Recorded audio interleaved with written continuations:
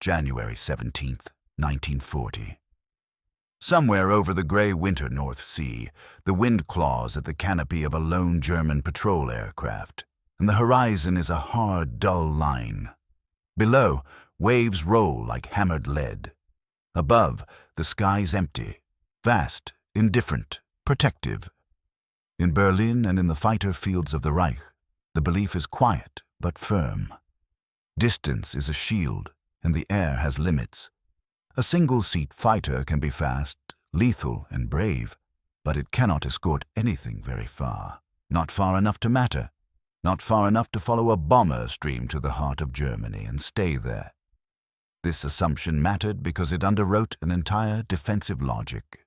Germany's air defense system, radar, flak belts, fighter control, and the practiced violence of interceptor groups rested on time. Time to climb. Time to vector in. And time to strike bombers when they were alone, heavy and committed. If the escorts could not come all the way, the Luftwaffe would always have a window, an exposed corridor in the sky where bombers would be naked. The daylight bombing war in 1943 seemed to confirm that belief. American heavy bombers pushed deep into Germany and paid in blood. Without continuous escort, formations were mauled by fighters and shredded by flak. It became a pattern. Escorts peel away at the edge of their range, bombers continue on, and the Luftwaffe, patient, disciplined, confident, moves in for the kill. The Reich's fighter pilots could tell themselves that whatever the Americans built, it would still have to obey the oldest rule of air combat. Fuel is fate. Then the rule changed. The shift was not just a matter of a new airplane, and it was a matter of a new system, an industrial, logistical democracy that treated range as an engineering problem rather than a law of nature. By February 1944, the Allied air war entered a phase designed to break the Luftwaffe's ability to resist at all. Operation Argument, Big Week, 20 to 25 February 1944, was an all-out campaign against Germany's aviation industry, meant to hammer aircraft factories, engine works, and ball-bearing plants, and to lure German fighters into battle where they could be destroyed.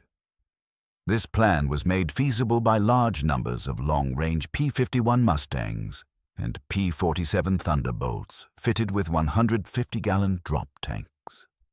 Deep penetration missions that had nearly obliterated undefended formations in 1943 would now be protected far into Germany.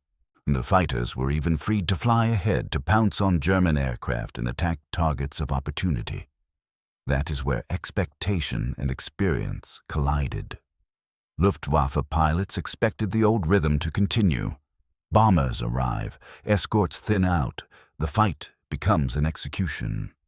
They expected American courage, but also American limitation. They expected a war where German skill and home field control could compensate for everything else. What they experienced instead was the escort that did not turn back. The P-51 Mustang was not merely present at the edges. It stayed, and it stayed high, and it stayed aggressive.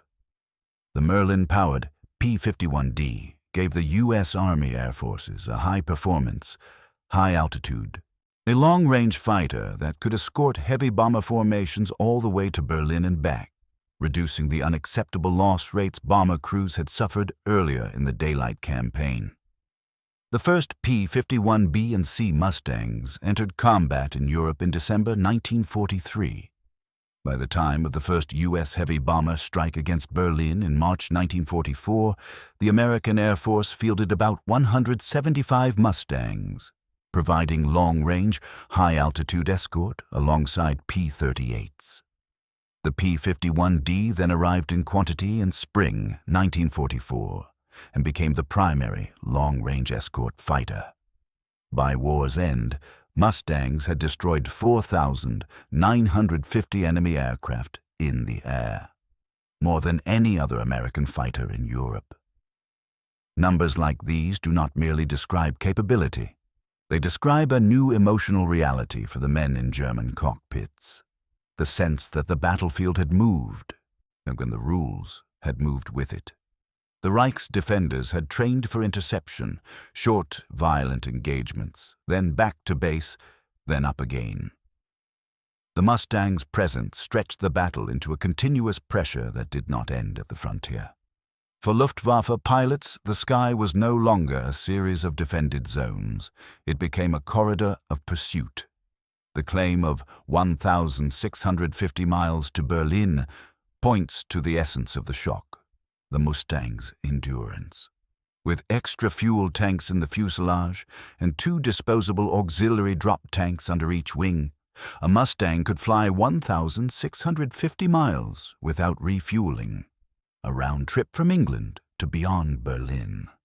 That was the game changer, because the only way deep strategic bombing could work was with escort all the way there and back. This is the heart of the matter. German pilots did not just lose a technical advantage, they lost a certainty. Because once escort became continuous, the Luftwaffe's work changed from hunting bombers to surviving contact with fighters that could meet them on equal terms, at altitude, far from home. The Luftwaffe could still fight, still had skill, still had aircraft, still had flak belts and control rooms. But its pilots were increasingly pulled into a war of attrition against an opponent that could replace machines and men at a pace Germany could not match. And here is where the symbolism carries the emotional thread. The drop tank. Not a glamorous object, not a medal, not a gun, not a flag. A disposable fuel container designed to be used and abandoned. But it represents something the Luftwaffe could see but could not easily answer. American abundance turned into range, and range turned into pressure. The drop tank is democracy's quiet signature in the sky, the ability to spend material, fuel, tanks, logistics in order to buy time over Germany, and do it again tomorrow. When German pilots first encountered that reality, it was not necessarily dramatic in the cinematic sense of a single moment. It was more like a dawning. The repeated sight of Mustangs still there, still circling, still diving, still climbing, long after they should have been gone. The radio calls that once meant the escorts are leaving stopped bringing relief. The familiar window of vulnerability narrowed, then disappeared. Operation Argument made this change measurable. Over Big Week, the Americans flew nearly 4,000 heavy bomber sorties and dropped more than 18,000 tons of bombs. The cost was severe, 227 bombers and 42 fighters lost, with more than 5,000 Americans killed or captured. But the decisive point was replacement. The Americans could replace men and machines. The Luftwaffe could not. Big Week cost the German Air Force 1/3 of its available fighters and 1/5 of its veteran pilots. It was the sound of an ideology meeting arithmetic. Transformation followed. For the Luftwaffe pilot, the war ceased to be a series of controllable engagements over defended ground. It became a long bleed, fuel shortages, inexperienced replacements, airfields under attack, and the growing knowledge that even perfect tactics could not manufacture more veteran pilots. For American bomber crews, the Mustang's escort changed the emotional climate of missions. Fear did not vanish, flak did not soften, and fighters still attacked, but the feeling of abandonment began to lift. The escort overhead became a kind of moving reassurance, a mechanical companionship that extended all the way into the most dangerous airspace in Europe. And so the drop tank returns again and again as the symbol. A simple object, built in quantity, carried out over the sea and cast away over enemy territory so that a fighter can remain, so that the escort can stay with the bombers to Berlin and back. In it is the logic of American industrial war. Expend what you can replace in order to protect what you cannot. If the Luftwaffe had once imagined that the decisive duel would be aircraft against aircraft, pilot against pilot, and then the Mustang forced a harsher understanding. The duel was also factory against factory, training pipeline against training pipeline, fuel and aluminum against scarcity.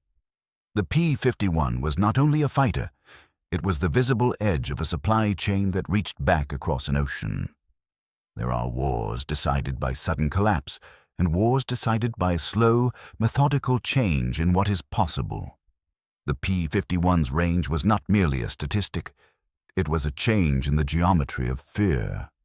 It dragged protection forward, mile by mile, until the place where German pilots expected safety and distance became instead a place where they met escorting fighters with the endurance to remain. In the end, the Reich learned that the sky does not belong to the nation that claims it, but to the nation that can sustain it. Day after day, sortie after sortie, loss after loss, without running out of pilots, fuel, and will. The drop tank, falling away into cold air, was a small, almost forgettable thing. Yet it carried a larger truth. Abundance can be converted into endurance, endurance into presence, and presence into inevitability. And when inevitability arrives, ideology finds that it has no range at all.